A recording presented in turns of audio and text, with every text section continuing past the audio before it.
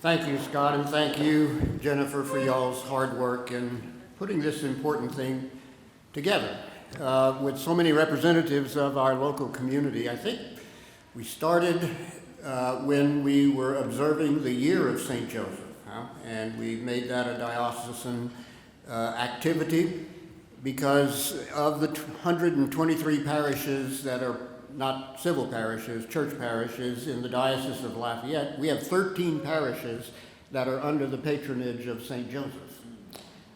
So we had some guys created a little passbook where you could, during the St. Joseph's year, got okay from Rome to have a plenary indulgence for the year of St. Joseph here in the diocese. So they had a little passbook with the names of all the churches named St. Joseph in the diocese, and if you made a visit to every one of the churches, you gained the indulgence for that year.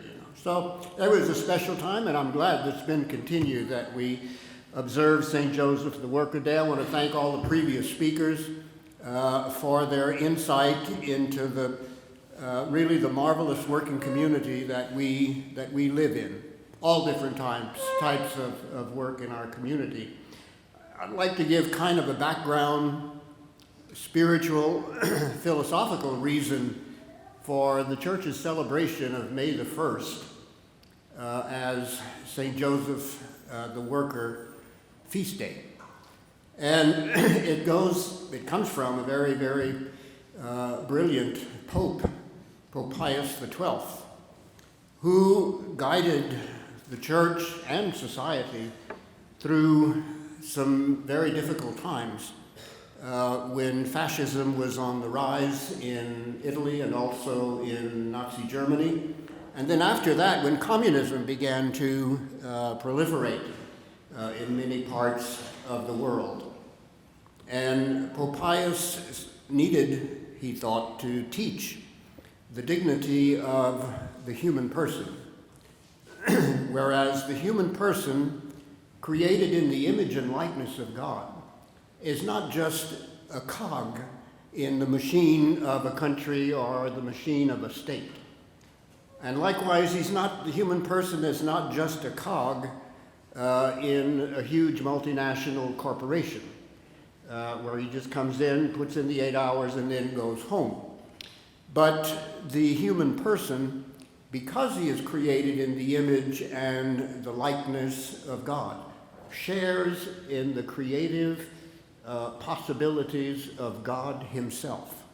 The human person who has reason and free will creates. He doesn't just put in manual labor.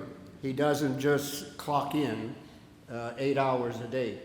But the work that the human person does is creative. It benefits the community he lives in. He feeds his family. He does it to, if he's a scientist, to look for cures for cancer or to look for cures for other diseases. If he's in law enforcement, he works to protect the well-being of the community that he lives in. So the work of a human person is different from your mule on your farm or your cows or anything that just pull a plow, and so they don't know why they're doing that or anything.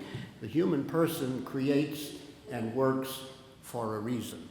So Pope Pius saw that it was important in the face of fascism on one side and communism on the other side and unbridled capitalism also at the time to make that important statement. And in his teaching, he established in 1955 this celebration of St. Joseph the Worker. So it's important for us to keep that in mind, both for ourselves and if you employ people, that they are exercising their creative talents because they have reason, free will, and are created in the image and the likeness of God.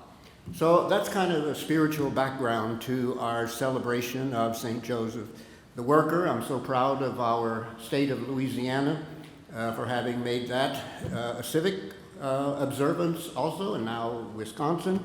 Hopefully that can spread throughout the world, especially in our very secular society that we live in. It helps us to view the human person in a totally different way. So God bless you all, and thank you all for being here this morning.